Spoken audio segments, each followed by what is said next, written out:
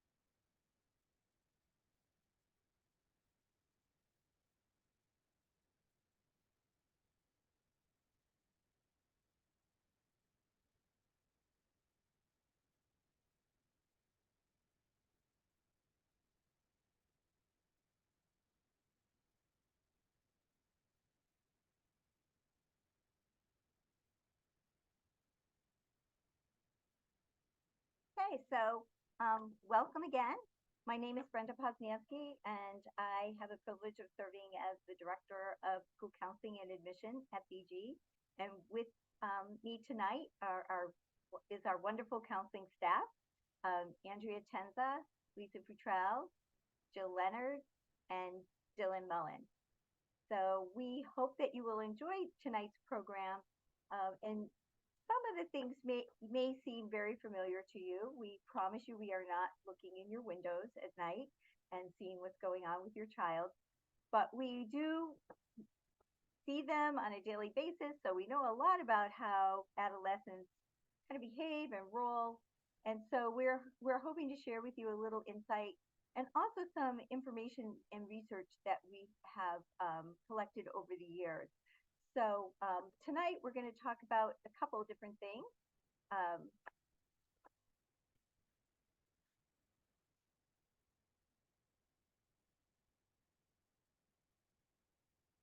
so we're going to talk about the adolescent in general, and then some theories of development. Why are they behaving the way they are behaving? That they're not staying up at night thinking of ways to be difficult or to grunt and when you ask them a question, or to be upset over things that they never were upset about before. It's a lot of it has to do with their developmental path. So we're going to talk about that. And then we have some new findings that we'd like to share with you about iGens and what sort of the effects of the world especially the last few years have had on our students. We'll also address the idea of and the behavior of stress and anxiety and what to look for and what you can do as parents. We also have some useful links to help you out and some upcoming events that we hope that you will join us for. And then obviously questions. So this is a webinar, so we can't see you, but you're welcome to put questions in the chat. And we promise we will try to get to everything. It's a pretty full program. It is very filled with a lot of psychology and a lot of ideas about how teenagers develop and what they're facing in the world today. So bear with us, but if you have any questions at all, feel free to put them in the chat and the counselors will be answering them for you.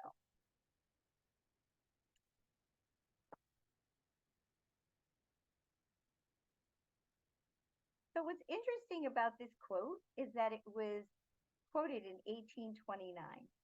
So and that's way before the whole idea of the adolescent period in someone's development actually even was thought of. The whole idea of adolescence came about in the turn of the last century during the industrial age when where students were coming off the farms to go into work in industries and in sweatshops, and they the effects of that were really being seen as negative, and that's when the government started to get involved and push back on the age limit for child work and labor.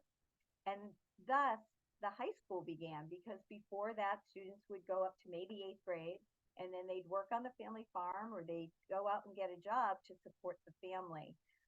So the whole idea of high school did not really start until the turn of the last century. And so that's when adolescence was really coined a phrase and a part of a developmental path, or part of someone's development. So this was in 1829, which is very interesting. So some things change and some things stay the same. And the idea of adolescence is there's a lot of perplexities of adolescence. How do you deal with 14 to 18-year olds? They're going through so much in their world, and it's not just outside in. It's not the world imposing on them necessarily all the time. It's biologically, their bodies are changing dramatically. There's the only other time in our development that the biological changes are the same is in toddlerhood. So from like 2 to 4 or 5, and so they're going through a lot of growth and a lot of change. We're going to dig into that a little bit more and drill down as to why that affects how they behave. Cognitively, obviously, their brain is growing and changing. You probably have seen a lot of that. And when we get to that, we'll talk a little bit about how all of a sudden your child used to listen to you and think you knew everything, and now you don't know anything. So we'll talk a little bit more about that. And obviously, social emotionally. Social emotionally is probably one of the biggest things we see, but what's happening is all these are going on at the same time, and so they hit kids at different points, and we'll talk about more about that. And obviously, morally, they're up against a lot of moral questions. They're starting to really synthesize information in their world very, very differently. And so for them, when they think of what is right and wrong, and then they start to see people that they know and care about and who they've looked up to do things wrong, it really can rock their world from a moral perspective. So we'll talk more about that as well. So first off, why do we start to see the changes in adolescence starting in middle school? But then again, we see it again around 10th grade. And it's funny because freshman year, the students tend to be pretty compliant in school. And in 10th grade, all of a sudden it's a little different. And, there is something that's very true about the sophomore slump. That's a real thing. There's actually a chapter in the DSM-4, which is sort of the Bible of all things psychosocial. And that is a real thing, because there's the newness of things is not the same.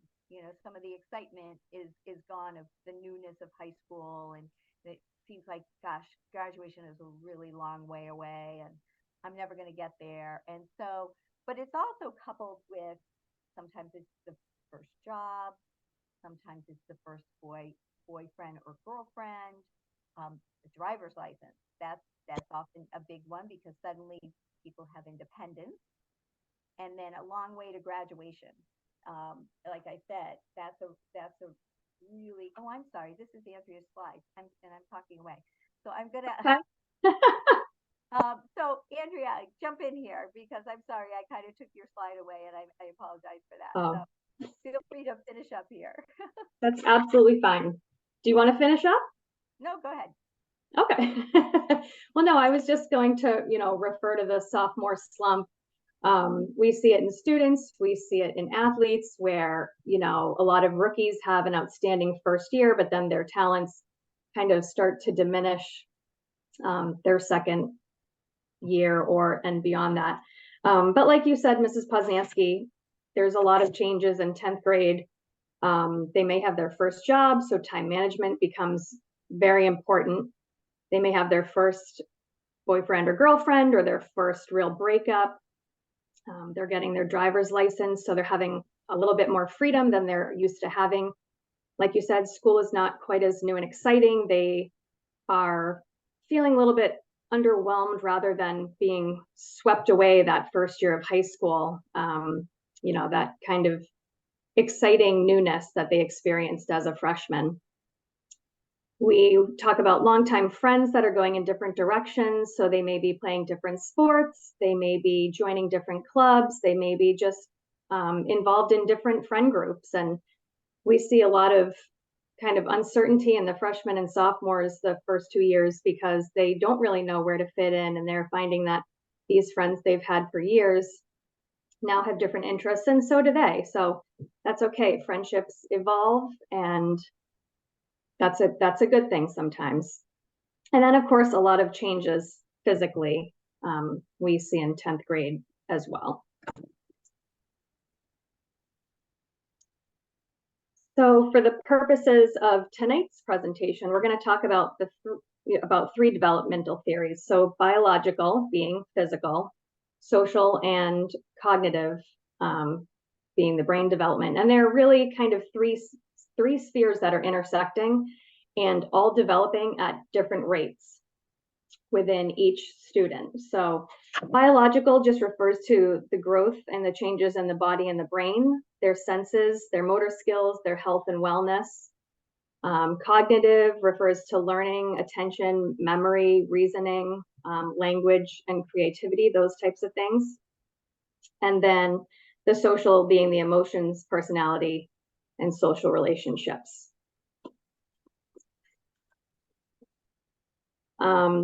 The biological changes. So these are the physical milestones that are a little bit easier to understand for us than what is happening in the brain, because we can see these physical changes taking place. We can see the student getting taller. We can see the hair growth. We can hear their voices change. They're physically observable traits. So it makes it a little bit more easier to kind of understand those biological changes. For girls by 10th grade, they've generally reached their, peak physical development. They're probably as tall as they're going to get. Their body has, formed in different ways. But for boys, they still have some developing to do. So that is quite a big difference between girls and boys in the 10th grade. Hormone levels change. So this obviously affects their moods and emotions and impulses, as well as causes many changes in their bodies. At this point, it's almost like their hormones are playing ping pong, causing them to have different moods daily, hourly, sometimes, depends on, where they are at in their developmental process. Sometimes they're on top of the world, and other times they're riddled with self-doubt and trying to figure out who they are as a person and as a student and as a friend. They're constantly asking, am I popular? Am I smart? Am I a jock? Am I not? Am I a nerd? They're kind of confused and ambivalent about who they really are at this time. And they can have some real contradictory feelings about themselves and others during this process. They compare themselves to classmates and friends, so why am I short and they're tall? Why do I have zits and they don't? All of these feelings of self-doubt and self-worth are kind of at the forefront. So their brains are developing. And I'm going to go back to my notes on page 7 about the brain development, because this is a really interesting time for students of this age, because their brains are not finished developing. They really don't finish developing until the mid to late 20s. So their prefrontal cortex is the last part to mature. It's the rational part of their brain, which can help explain why our teenagers are not always the most rational when trying to have a discussion with them or trying to help them make decisions. So the prefrontal cortex is the decision-making part of the brain responsible for the child's ability to plan and think about the consequences of actions, solve problems, and impulse control. but it's still developing. So teenagers are relying on their amygdala, which is the part of the brain responsible for making decisions and solving problems. So it's associated with emotions, impulses, aggression, and instinctive behavior, which is why they are sometimes making decisions with emotion, and they're looking at life through a lens of emotion and not necessarily rationale at that point. So for boys, their voices are becoming lower. They're obviously growing facial hair, and their eating habits may change. And this could have to do with just the fact that they're spending more time out of the house, they're eating more meals out of the house. It could be due to a growth spurt, and I have a boy and a girl, but I know right now my 13-year-old boy is eating us out of house and home all the time. So, it's hard to keep up with the groceries and the food, and his friends come over and a refrigerator full of food is gone in a matter of a few hours. But it could also have to do with the fact that they're heavily influenced by their peers and what their peers are eating. They have their driver's license now, so it's easier to cruise through a drive-through instead of, maybe making healthier choices at home, that kind of thing.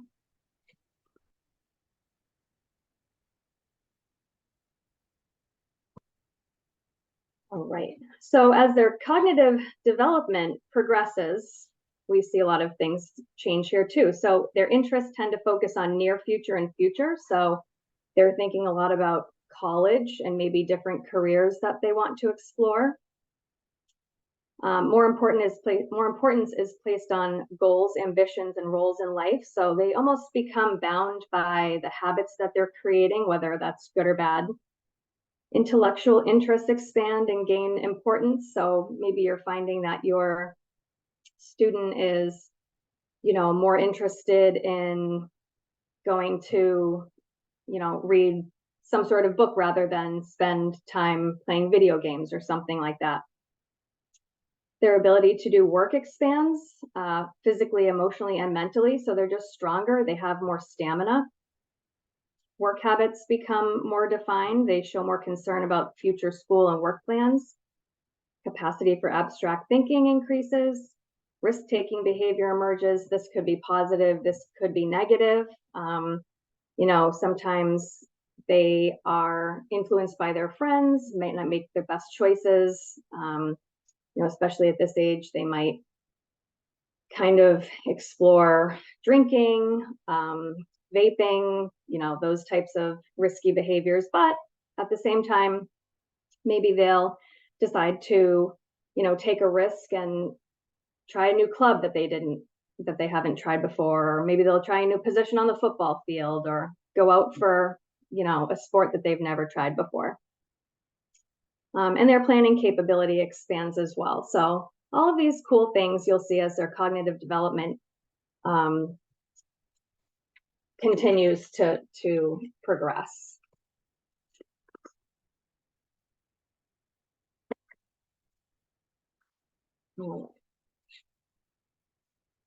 So because teens are all developing at a different rate, and I know we want to compare them all because they're all, 15 or 16, but it is really true that they cannot be compared because they're each developing at their own rate. And they think of things in a very polarized way. So it's very black and white, very right and wrong. Sometimes they may think this, my teacher's out to get me. They gave me a D on that paper, where, it's hard for them to kind of look introspectively and say, well, maybe I earned that D. I wasn't given a D. So like I said, they're not all at the same spot on the developmental continuum, which can make it hard sometimes for them to kind of look at more difficult curriculum. So they start to get more abstract. The student has to think more at a higher level. Books like Catcher in the Rye, Lord of the Flies, those types of books are introduced in literature classes. And those types of books require understanding of metaphors and symbolism. And it's not as straightforward as, books that they are used to reading in middle school or maybe even freshman year of high school. It can be difficult for them to understand sarcasm sometimes. It can be lost on some kids depending on their cognitive development. It takes reasoning and less emotion to understand. And if it's interpreted the wrong way, it can be very hurtful. And a lot of students at this age just don't find humor in sarcasm, which sometimes have a sarcastic sense of humor. So I have to explain myself sometimes just to make sure that I haven't hurt anyone's feelings or offended anyone. They may have a difficult time relating to their more mature peers, especially those who understand sarcasm or make a sport out of teasing, kind of saying, I was kidding or I was teasing you. Sometimes students don't understand the difference between the two, so it can be easily misconstrued as bullying. Social dilemmas, again, depending on the cognitive development, they can be unsure about how to determine right from wrong. They may find themselves in some situations that are uncomfortable because they're just trying to fit in with their peers. Parents might say, things like, what were you thinking? What were you doing? And the truth is that maybe they weren't thinking. They were thinking with the emotional part of their brain, but not the rational part of their brain. And then managing stress. So because of greater cognitive impairment than adults, they often don't have the resources to cope. So some stressors are school demands, feelings about themselves, problems with friends, moving, maybe financial strain in the family or a separation in the family. So those are all things that, sometimes they're going through, but we may not necessarily see on the outside, which is hard for, other people to take that into consideration.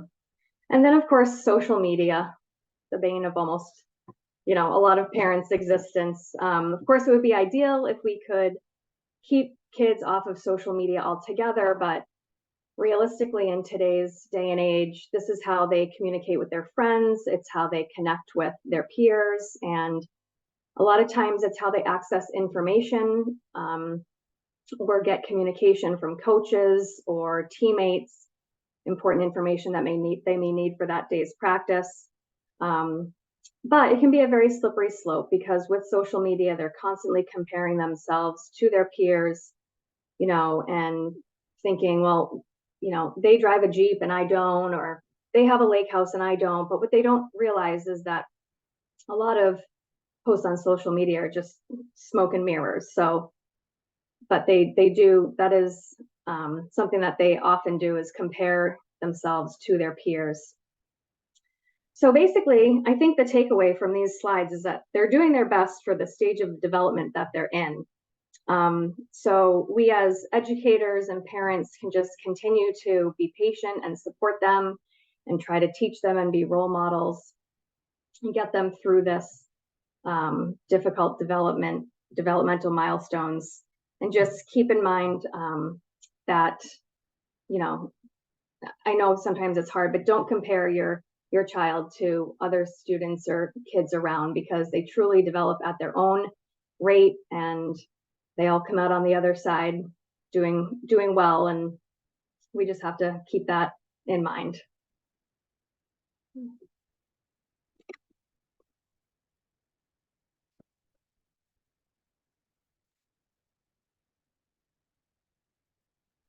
taking over. This is just another cartoon that you could feel free to read. Just a little humor for you. You can do the next slide. So for moral development, adolescents, they begin to understand that not every question has a clear-cut answer. They start to see the world in shades of gray. They begin to develop empathy and understand why others make different choices than them. And again, what Mrs. Tenzo was saying is that it isn't a certain age that happens. It kind of can depend on the child or the adolescent. So it's important, again, not to compare them. Everyone kind of develops at different rates. They begin to understand the reason behind rules. And as they move through their teen years, they start to think more abstractly and see how rules are related to ideas or concepts such as justice, public good, and safety. And this knowledge also means that they may push back more on the issue of why rules exist. So they're learning about the rules, but they don't always agree with them, or they really kind of push their boundaries with their parents, especially. And they just need more of an explanation a lot of the time, justification for the curfews or limits or other rules that are imposed on them. So the reasons and logic and patience that adults provide them can help teens form their view of the world and how it works. And if it becomes personal to them, they're better able to see why a certain rule makes sense and then more apt to internalize that. So the patience can really go a long way with explaining why certain boundaries are put in place. And it might be very trying in the moment, but it's important to not give up on that and to keep strong and consistent when you feel the pushback from your teen. They do become more interested in big questions like right versus wrong, their role in the world, and what they should do when faced with a dilemma. And they may spend more time like exploring their own family traditions and or religious views or just values. They're starting to kind of question, why do we do these things as a family? Like, why do we practice this religion? And they're kind of exploring like their desires and what is important to them. So they may have a lot of questions about traditions and family views, and just so they can figure out what's important to them. And then it's important to note that a freshman student may look at things a little bit differently than a junior student. So kind of keeping that in mind, like a junior may be more mature in their ability to, think about these moral issues or the family traditions or rules that are in place. So they are starting to develop that as a freshman, but it's kind of on a continuum, and they'll be a little bit more advanced like the older they get in their thinking. Next slide, please. So this is kind of a basic slide, but so yeah, who am I, right? That's the $1,000,000 question. Sometimes adults are asking themselves the same question too, but so psychosocial development can be divided into 3 stages. Early adolescence is around ages 10 to 13, and their childhood roles are cast to the side, and their first signs of independence is starting to show, and they're becoming less interested in family and family activities or routines, and more interested in being with their peer group. So they may become rebellious or belligerent at times. And it's important to allow them some freedom of choice, but also maintaining consistent boundaries. So like I usually tell myself with my 3-year-old and my 3-nager, pick your battles, because some things might not be worth fighting over, but then there are certain boundaries that are important, like the use of social media is a good one, trying to kind of fine tune what they're accessing on their devices and maybe limiting the time that they spend on those. The middle phase of adolescence is about ages 14 to 17.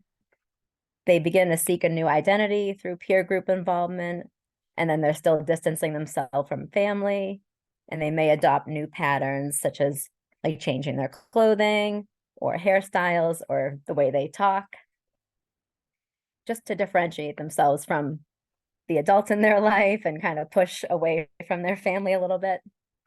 And then their interpersonal relationships at this point are often superficial, like their friend group might be a very large group where they don't necessarily get to know each other all that well, but they kind of are conforming to a certain like hairstyle or activity or club or something like that.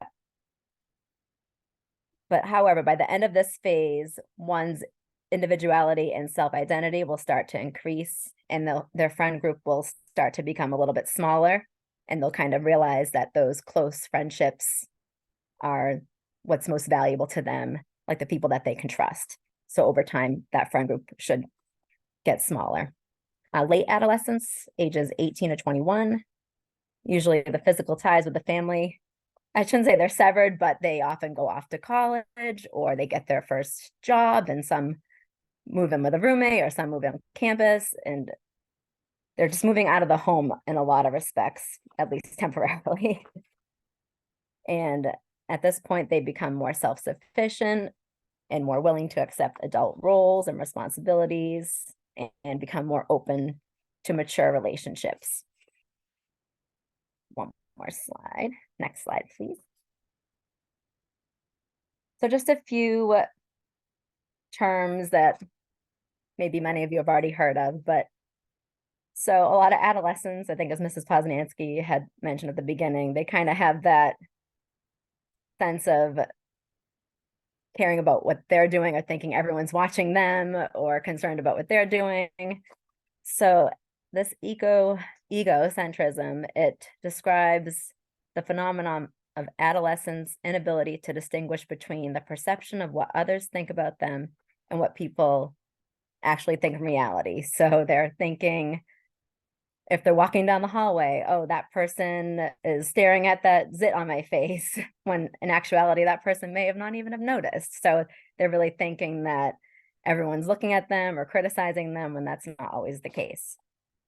The invincibility fable, like that will never happen to me mentality, where they're immune to dangers or consequences. Like when they first get their driver's license, sometimes they may speed on the highway or something like that, thinking nothing will happen to me. But over time, they'll learn that that's not necessarily the case. Personal fable, set of beliefs that their feelings are unique and that no one feels this way or no one understands me, when in actuality, a lot of their peers might be feeling the same way. And then the imaginary audience, like everyone's watching me and judging me, and they're either admiring me or being critical, as, or they're thinking everyone is as admiring or critical as they are about themselves. So that, again, to that comment about the zit on their face, like everyone is staring at the zit on my face, and or everyone thinks my hair looks beautiful today, or whatever that might be, but they are kind of internalizing that everyone is watching them. That's basically the gist of that. Do you guys have anything you want to add?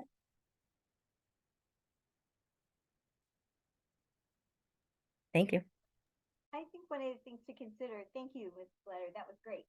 One of the things to consider at this point is about this is that everybody's thinking this. So when your adolescent is coming home with beliefs that, you know, other people are judging me and all of that, they're all judging each other and everyone's having that feeling. It's not just unique to them. And that's where the, you know, sort of the adolescent egocentrism comes into place, where they're the only ones having this feeling. They're the only ones that the teacher's mad at. They're the only ones that are going through all of this angst of adolescence, when in fact you all, their parents were born at 35 or 40. And that's not the case. Obviously, we've all gone through adolescence. In order to be where we are, we had to go through adolescence. So it's, again, it's sort of that notion that they are the center of the universe, as that quote said at the beginning. So yes, thank you, Mrs. Leonard. Mrs. Futrell. And so there's been a lot of changes in adolescent development, and there are a lot of psychologists out there who have been studying the development since, you know, forever. But one that we really look to and talk a lot about is Jean Twenge. She has done a lot of studies, gathering a lot of data on what students have been going through. And she has a book called iGen, which talks about the generation of students that we work with right now. And those students are going through, you know, a much different world, if you will, but it's really the same. But there are things that have changed. So when Ms. Tenza was talking about things that students are doing, like getting their license or hanging out with friends, the current students we work with have a much different view on the world and what they like to do. So we're seeing students wait to get their license. They're not as, you know, there's no desire to get it. And they seem to hang out more with their parents. And these are things that in her studies, Jean has found students seem to just since, 9/11 and the recession, things that kind of made students a little more nervous about doing things. So they may not date for, if it's for fear of having a breakup or just being more sure of themselves. Again, they don't get their driver's licenses soon. Many students at this age aren't working for pay. And you may see that they tend to be more involved with sports or clubs, doing schoolwork. That seems to be something that we've noticed with students, that, working for pay or getting a job isn't always something that's on their radar right away. They also don't take control of their money. So I'm not sure if you've noticed that, but going to get a bank account. I remember when I went, I'm dating myself, but we had the little things that they filled out and they scanned it through. But now with online banking and all the changes, kids don't really take control as much. So parents have a little more control still over their money. They don't go out a lot with friends. In her study, Jean found that students would prefer to go, let's say, to the mall, which they don't do often. But when they do go, they go with their parents, and they might bring their friend and stay, behind, a few feet from their parents. But the parents always know where their student is or their child is. And when you think about all the utilities that they have on the phone, and this is the generation that has lived their life with the smartphone, parents know where their students are all the time. There are a lot of apps that parents can use to kind of track where their child is. Friends do it to track where their friends are. So there's not as much time or they really don't have the desire to really go away from their parents. So they tend to be more involved with their parents.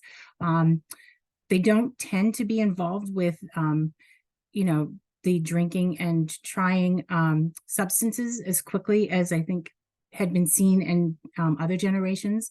And they're not as, even though they're risk takers, I think they tend to be a little more cautious when it comes to things, just because I think of the society that they've been growing up in and the things that they've seen.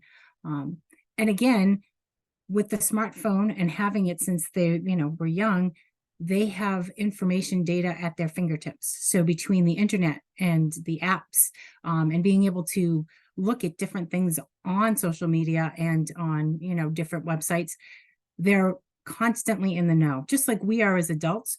But for them, that's something that we didn't have, and they can see and know and learn anything that they want at any time. So instead of being face to face with people, especially with COVID, this happened, students used different apps to talk. So if it's Snapchat, if it's, Instagram, that is their way of communication. So you can see, and you probably have seen this, your kids will be with their friends in the same room, and they will be on their phone Snapchatting each other because they have streaks and they want to make sure that they don't give up those streaks. So it's a big part of their life, and it's what they're used to. And in her studies, and the data she's collected, she's found that this has just been the way that they learn to communicate and how they've grown up, having their smartphones and having that, instant information, if you will. She also wrote a book called Generations, which is this book. And it breaks down each generation and that the generations are very similar, but very different. It's a very interesting read. So if anyone is interested, I highly recommend that you read it. I learned a lot about what Gen X was, my generation, and things that I've experienced, and also what Gen Z is going through, or the iGen generation.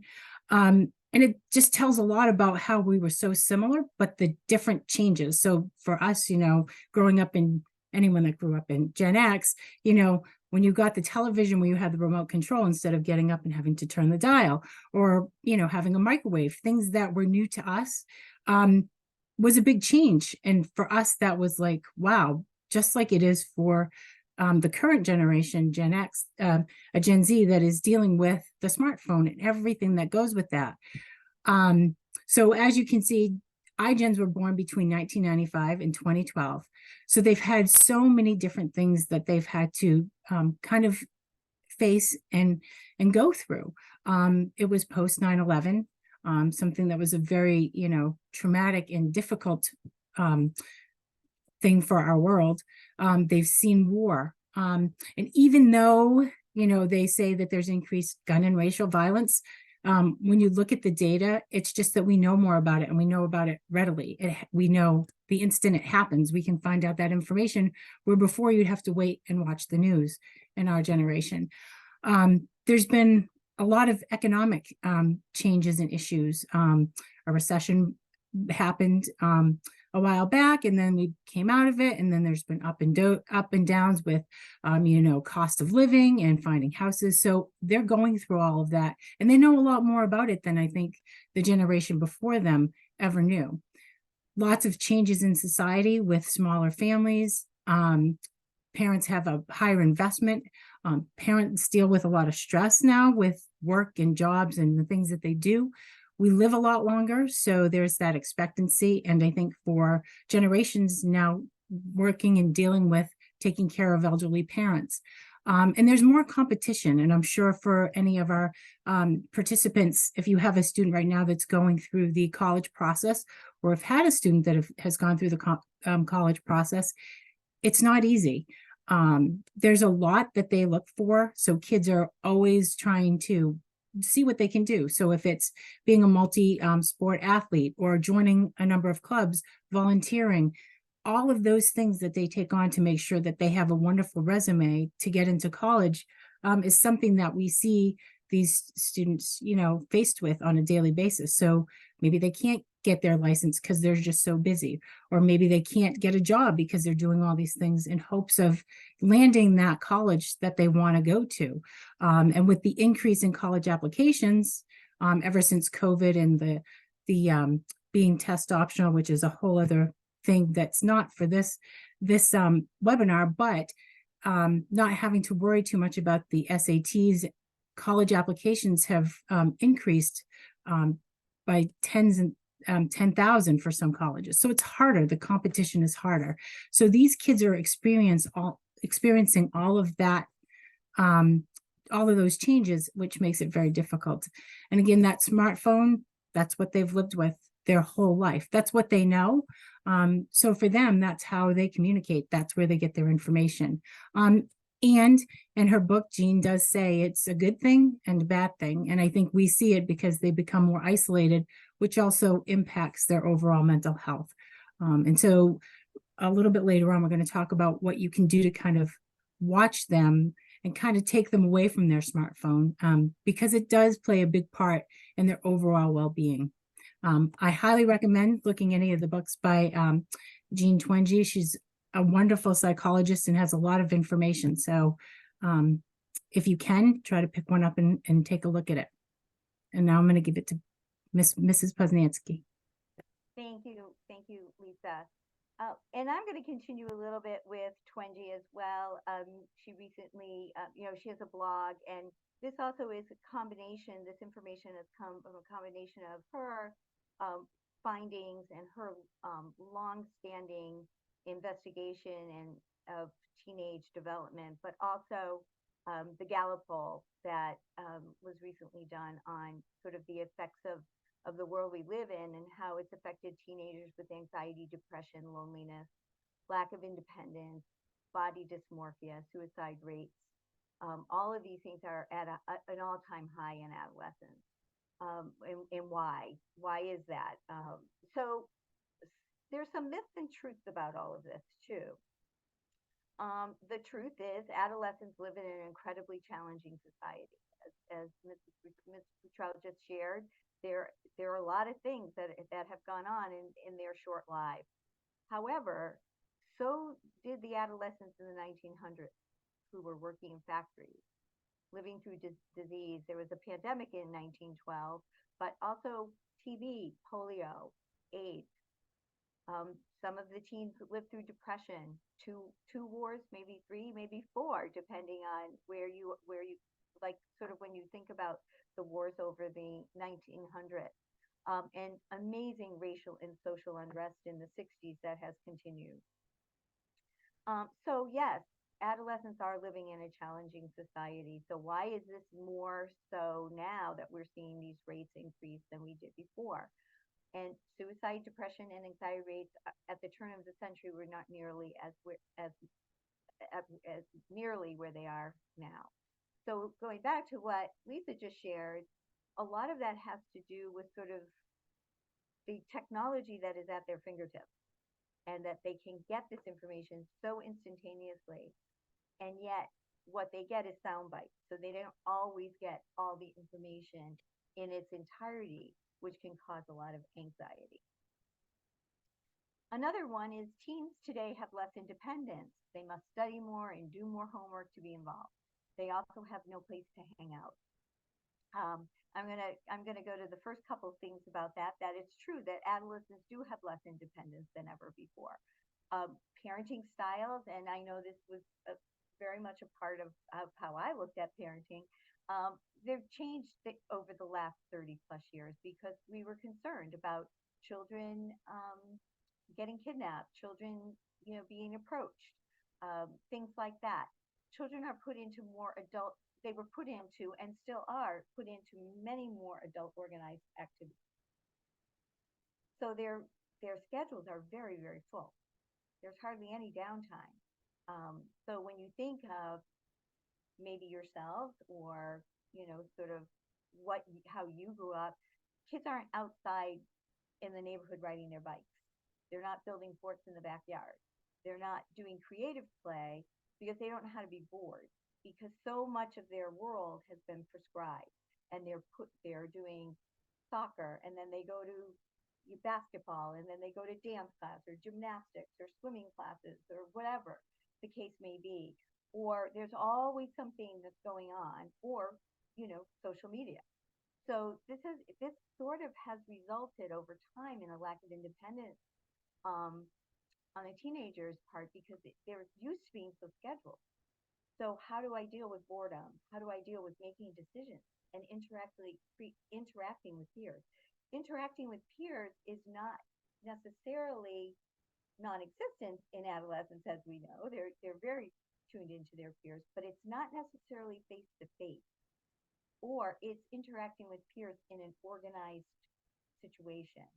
So that often that can often lead to poor decision making, not knowing what to do when they have to make an independent choice, or they're left to their own um, independence. How do I manage this?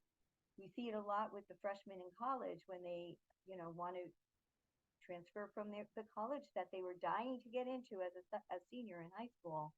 They want to transfer out of that school because they can't manage the independence. They want to be closer to home. They don't want to have a roommate. And most of it is that, and not the curriculum. It's not because they are not prepared for the classes and they're not doing well academically. It has much more to do with their own ability to manage their world around them. So in order to combat boredom or talking to others or deciding something, they use their phone. So their critical reasoning is their phone. Google University, we've all done it. We still do. I do it all the time. If I'm watching something and I don't know what they're talking about, or I'm not sure of a word in a book that I'm reading, I look it up on my phone. So we're all guilty of this. Is not just a teenage thing or an adolescent thing, but it's more critical in this span of development, because we can compensate for that as adults and say, okay, I don't need my phone right now. I'm going to do this or whatever, where teenagers cannot. They really can't. So it disadvantages of them when they do go off to college or potentially the workplace. So this becomes really, really, really important to think about how we deal with the phone and how we deal with that thing that's attached to them. Students feel that they must study and do more homework and be involved in order to get into college. Well, yes, students do need to keep up with their peers academically, so they can maybe get a scholarship to college or get into a known college, but it's not about the sticker on the back of the car, or to be the best at everything they do. That's really not it. They can get very overwhelmed and very anxious, especially junior and senior year. Freshman and sophomore year, they're still sort of figuring it out. But junior year, when you bump up to junior year, the courses are more intense.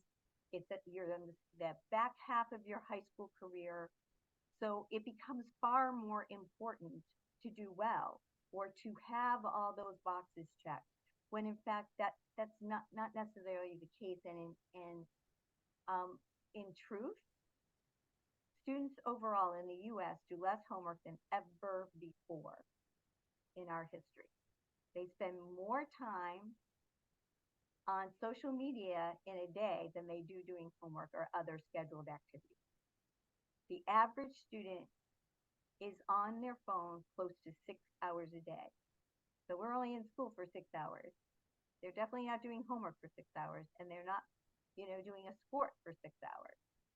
So they're doing one thing more than anything else, and that is being on their phone.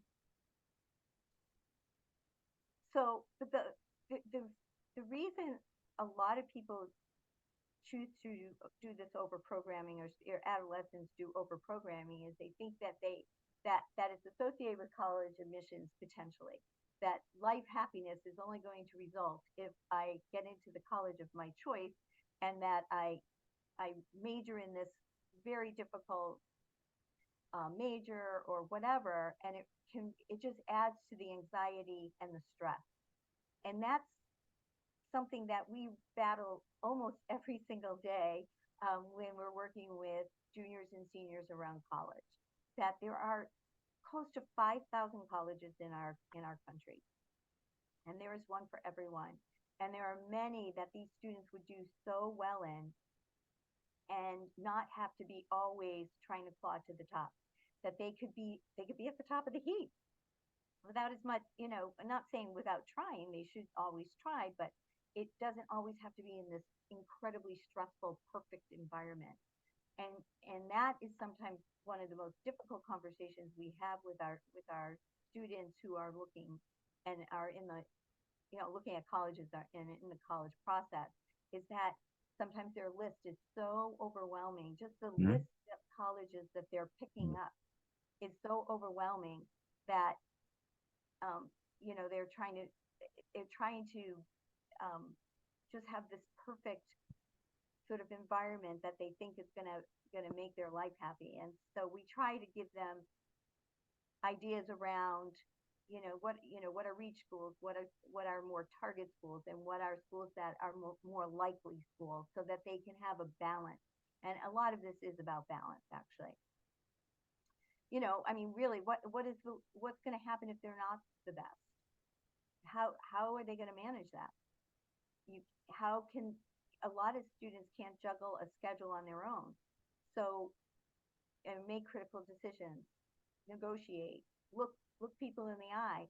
And so we really need to think about how we can help our students really become more engaged in a more balanced process in their world. They also have no place to hang out. So this is actually true, because a lot of the malls and municipalities over the last years they've taken that option away from teenagers, because there was not gangs necessarily, but globs of teenagers hanging around. It was becoming overwhelming for other shoppers or whatever at the malls, especially on Friday nights. And then special interest groups would come in. There'd be this type of group that would hang out, and they might get into a little bit of an issue with another group. So municipalities don't want kids hanging out in parks. They don't want kids, on the streets. So they really don't have a sort of an organized place to hang out, like on a Friday night, like we may used to if we went to the mall, or we went, to our town center or something like that. But they are also not interested in this type of hang with friends. They don't want to hang with friends. They sit in your house and they talk to their friends, as Ms. Boutrell would say. They're all around each other, but they're not talking to each other. They could meet up with friends. School activities are down. The attendance at school activities is low, because students just don't want to interface or interact, it seems, except on the phone. They don't often go to friends' house as much as they used to, or the movies. They don't do those kinds of things. They kind of stay home. in their room or in your space or, wherever, and they're talking to their friends, but they're not interfacing with their friends. So it again, social media has changed that a lot of that. COVID changed a lot of that as well. I mean, that to be fair, COVID hit when we were also, we were worried about social media prior to COVID, but it enhanced this concern and worry because it became much more natural. I mean, all of us use our social media much more than we ever did. We're doing a webinar right now. 5 years ago, 4 years ago, 3 years ago, we would have been doing this in the KLC at school. So it's not their fault, but it's our duty or job as adults to really balance this for them.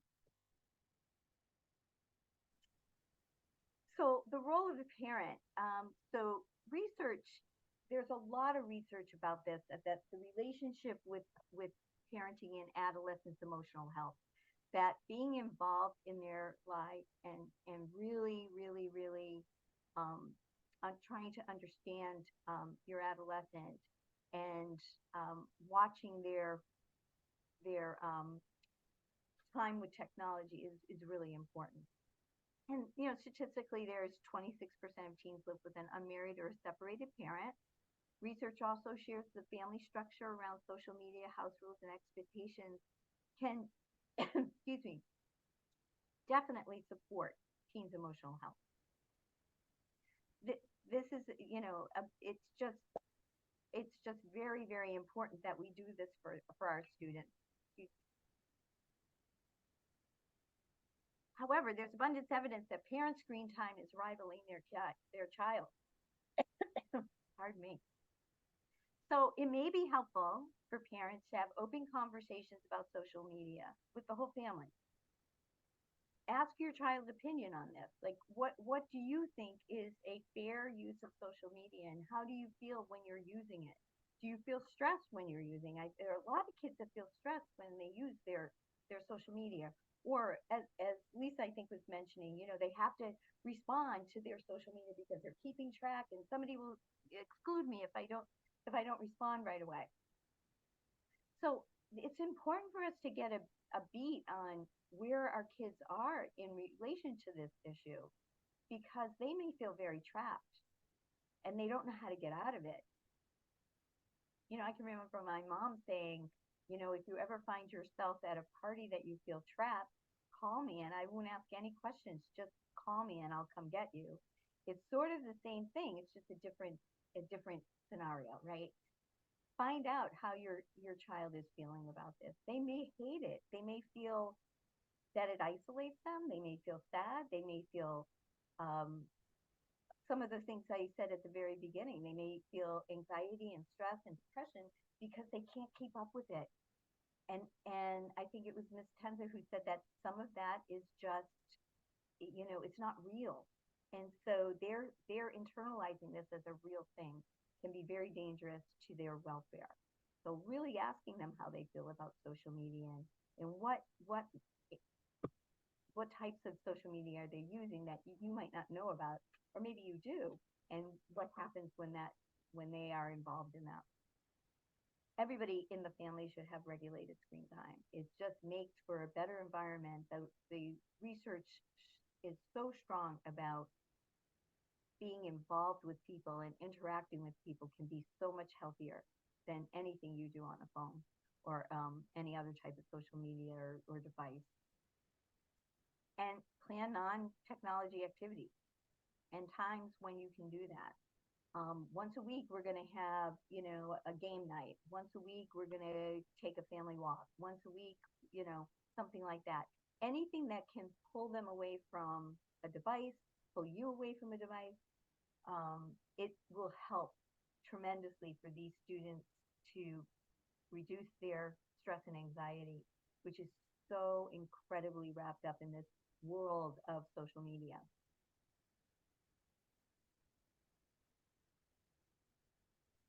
So that actually leads us to our next piece, which is stress and anxiety and how it's become such a big issue or more prevalent, I suppose, in today's society, especially with adolescents. One of the things that we've talked about throughout the course of the presentation tonight is the overabundance of external stimulation, or the techno stress, which is basically just a bigger way of saying they have everything at their fingertips with their cell phones and ways to just access things, which is good and bad. Like Brenda was saying, you can type in anything you want in Google and get information at, the ready, but at the same time, they can spend a lot of time using their phone for ways that are not necessarily the most productive. As she said, students spend a minimum of 5 hours a day, so that's probably more than half the time they're up throughout the course of the day if you do it, or, if you factor in taking the school piece out of it. And there is a direct correlation with that and the likelihood of being depressed, especially true with girls. And I think a lot of the times what we find is that students are trying to live up to these unrealistic or unattainable goals, or things that they feel are the way they should be based off what they see on social media or on TV or on, things that aren't necessarily real, like we've been saying throughout the last few minutes. And then you have the unfortunate side of trying to compare themselves to everybody else. And, if someone wears something to school on dress down days, we joke about it in our department, where the dress down days are good and bad, because it gives the students an opportunity to not wear the school uniform, but at the same time, in talking to some of the students in my advisory over the last few years, it's also one of the more stressful days for them, because they have to make sure they look right and wear the same sort of shoes. It's amazing to me how many students wear the same type of shoe on any given day when we have, a lot of options for things to choose from. Unfortunately, we do have to talk about the aspect of safety, whether it's terror attacks, school shootings. Like Lisa said, this is something that's been around. It's just a matter of, it's so in our face now that we have the opportunity to see it every single time it happens. You get alerts on your phone, it's on Twitter, it's on Instagram, it's on any sort of app that we have on our phones to kind of see everything as it's playing out. I know we talked about everything that was going on in Maine a few weeks ago, and we were constantly getting updates on our phone about what was happening. I think the big thing we always try and talk about is that every student's high school experience is their own. So when they see these things, or when they try and compare themselves to others, it adds to that stress that they feel. Whereas just because something works for one student doesn't mean that it works for the other. That can range from what they do with their extracurriculars to the types of classes they get, and even to the types of grades they get. Everybody should just try and do the best they can. If that means for a certain class, the best they can do is a B or a C, then so be it. You don't have to get A's in everything. And a lot of times when we ask them that, they say, well, I have to, or else I won't be able to do X, Y, and Z. Well, who's telling you those things? Where are you seeing that? And again, it goes back to them seeing things online, or reading something, or, talking to a family friend who went to that college or that did this team 20 years ago, and it's not exactly relevant information or the most up-to-date information that it can be. Like Brenda said, a lot of times students are forced to do things, or they're prescribed things in their free time, so that they have to do things 4 or 5 days a week, and they're just not able to just go outside or go play with the kids in their neighborhood, or just be, young adolescents or teenagers, and just have time to just, do that instead of having to go do this, or having to take that lesson, or having to go to practice. The need for perfection is something I think that gets hyper-focused too.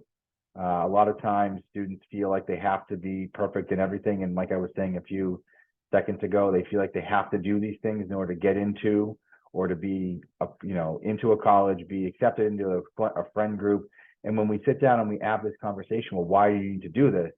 It's challenging for them, I think, to think introspectively and kind of figure out what they can do or why they have to do it.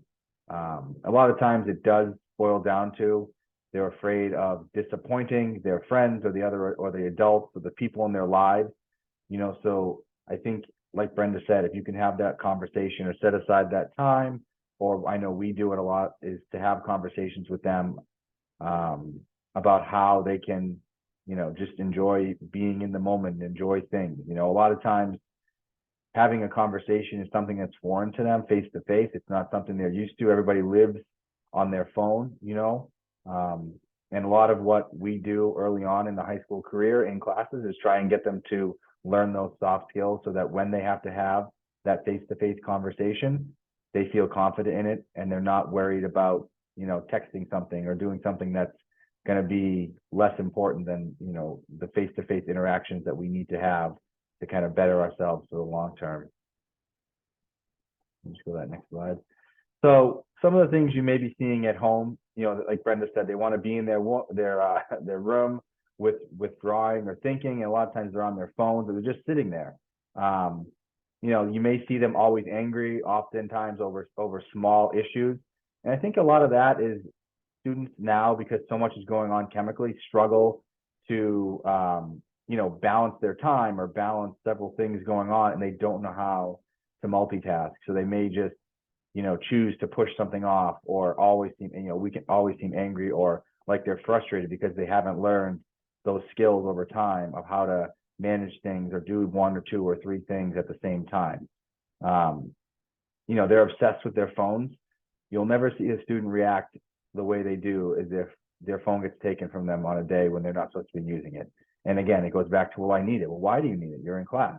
You have to go throughout your day, because, you know, their phone is going to silently go off 200 times with random messages or notifications of Snapchat, Instagram, TikTok, whatever it may be, and they have to see it right then and there, because if they don't, they'll think that the world is ending, when in reality it's just a message that's going to go unread until they actually sit down and get their phone back at the end of the day. You know, a big thing that we deal with too is deadlines. For whatever reason, it just doesn't seem like it doesn't mean anything to them. Deadlines aren't real, and unfortunately, you know, as we all know in the working world, deadlines are things that are important and are real. You know, we see it a lot of times going on with the college piece, or when it's time to hand things in and they don't understand why they lose 20 points on a paper when it clearly says the paper was due yesterday. Well, it's today and you didn't hand it in. You know, they don't realize that there's consequences for some of their actions. You know, but those are things that I think, rather than having parents jump in and step in, I think those are things that students can learn over time.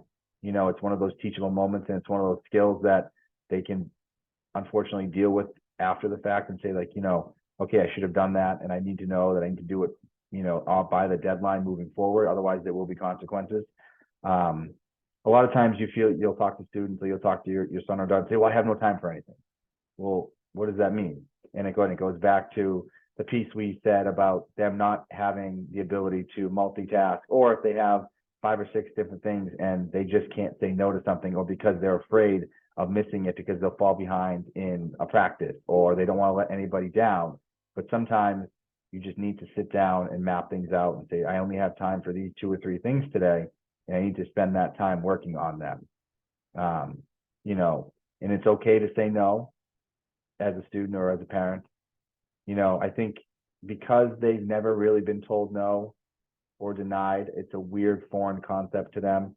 You know, there's going to be times in high school where you don't make the team, or you're not, you know, not given an A, you don't earn an A, or you don't get, you know, the perfect score. And those are things that happen throughout the course of high school that, again, will make them stronger in the long run. It may be frustrating for them, or it may be disappointing in the moment, but over the course of time, they'll learn how to combat those things, so that when it gets to be down the line in life, they'll understand that, you know, it's okay if you don't get something right then and there. You know, and you know, a lot of times boys mature much more slowly than girls. You know, and usually you see that in sophomore, junior year, where the girls take a more serious approach to things, and the boys are really less mature and goofing off, and they're always hitting each other for some reason. I don't know why that is, but you know, I don't remember did that, but I'm sure I did. And then you really see that kind of turn as they turn into become seniors, because I think they start to get the bigger picture of things, and they understand that, you know, there's more to high school and more to things after high school that they have to kind of take a little bit more of a serious approach with. So, yeah. The next one, Brenda. And then there's the piece about stress. You know, stress itself is not always bad. I think that challenging situations give them those skills, like I said a few minutes ago, that over time will help them become less stressful situations. You know, we always talk about it from the coaching side. We always try and put them in the most stressful situation that we can right from the get-go, so that they can learn learn to kind of interact or make the play in that situation. I think the same thing can be said for taking a test, or like Lisa said, driving or doing whatever they need to do, so that as you get more familiar with it, it becomes less stressful, and it's something that you could just do because you've learned how to, you learn those skills that will help you kind of manage the so-called stress.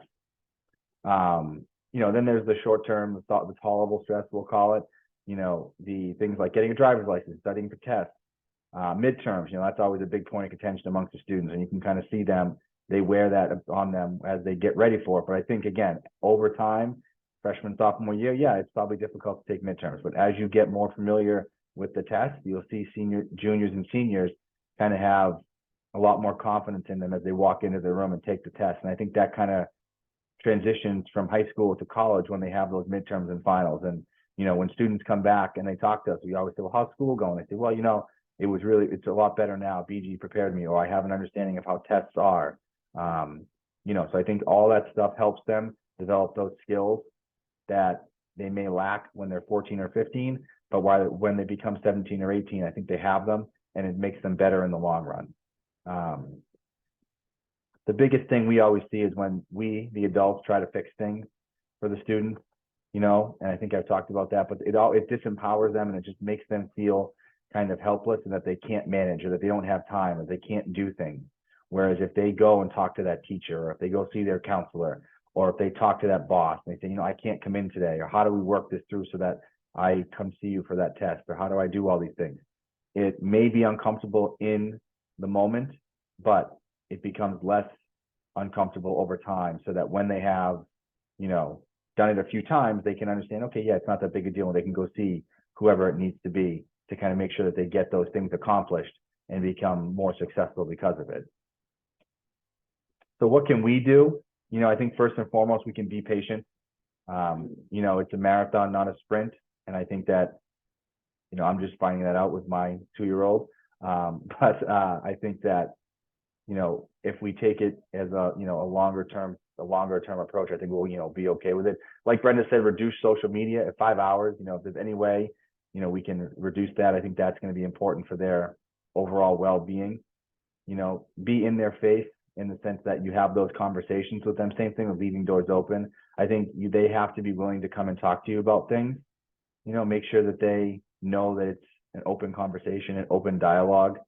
Make sure you're in charge too, and not a friend. I think a lot of times that, for whatever reason, that gets blurred. And when we have meetings with people in the school, and it's never that I'm the parent, you're the child. Sometimes it can get blurred, and it can get a little confusing for everybody, trying to make sure that we're doing what's in the best interest. It helps them learn how to problem solve when they approach things, and they can work through them. And again, I know it says it 3 different times, but be patient. That's the biggest thing in here, is just patience, patience, patience.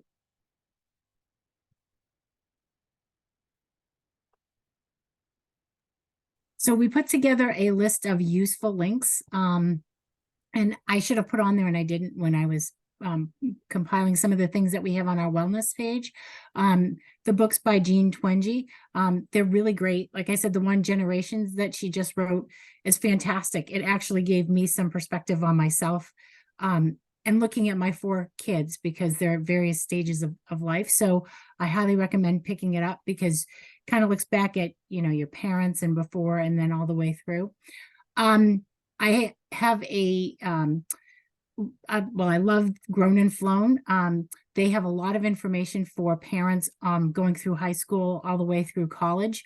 There are some great tips on how you can kind of give your kids the tools that they need for when they leave, like how to address an envelope, how to write a check, things that I think we take for granted because we know, but when we ask kids before they leave in their senior year to write a letter to themselves, they don't know how to address an envelope. So something that seems so easy and I guess benign because we've done it for so long is really different for them because they're not used to it. Again, all because they're so used to getting and sharing information using their smartphone. And then things that they can learn as they develop those soft skills that we talk about, and things that they should know how to do. So we put this list together to help you kind of look through things and just some great tools that you can use as you work with your kids.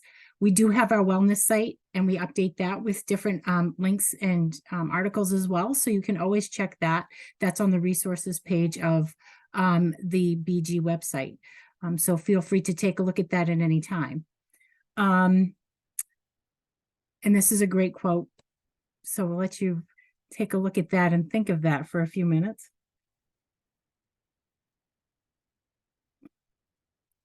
Hard to believe Mark Twain knew what he did back then. Also we have some upcoming events. So we have webinars on our website. As I hope that you're all aware, we have parent-teacher conferences on Wednesday. They start at 3 to 5, and then the teachers and staff will take a break from 5 to 6, and then again from 6 to 7:30. We highly encourage parents that have any concerns to attend those. Again, that's this Wednesday, if you were not aware. Midterms will be coming up, and that just has the breakdown. There's 2 a day. We have a holiday fair on December 2nd, which is really a fun event for the school. And then for the class of 2025, our college kickoff will be January 18th. It's slated right now, January 18th for 6:30. And we're hoping Mother Nature cooperates, because sometimes she's not always kind. And so that is it for our upcoming events. And if anyone has any questions, please feel free to put them in the chat, and we will answer them for anyone that has any questions. Thank you.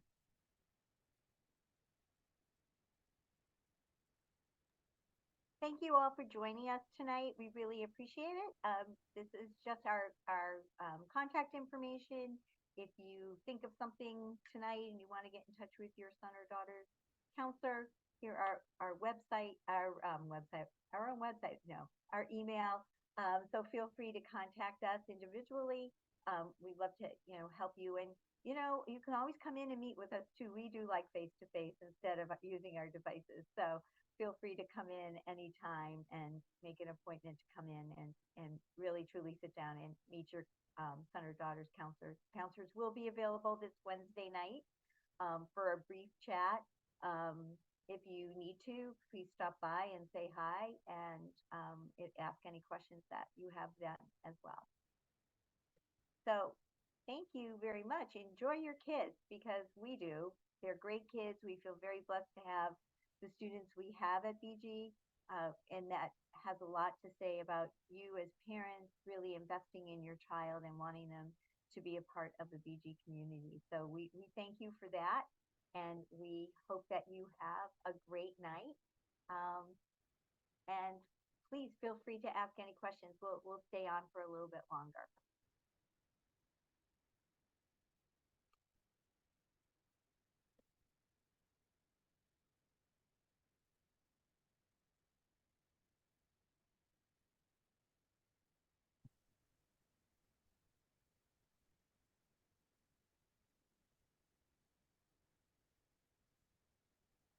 There was a question of why BG is allowing phones during the school day. Well, actually, it's not like it's allowed. They're allowed to have them on their person. They can only use their phone during lunch period, before or after school, and not on the academic floor. So it has to be downstairs in the locker rooms or the cafeteria. If seen, they do get taken away. If the student is walking down the hallway on their phone, or it's even out in their hand, they do get taken away. I don't know, about anywhere up, every day there's phones on the counter in the main office that have been taken away. If teachers are not taking them away, that's unfortunate, but that is the rule, that they're not supposed to have them in class. Some of the academic period teachers will allow the students to have them, but other than that, they are not supposed to have them. So let us know if you're seeing that happening, because we can try to help mitigate that.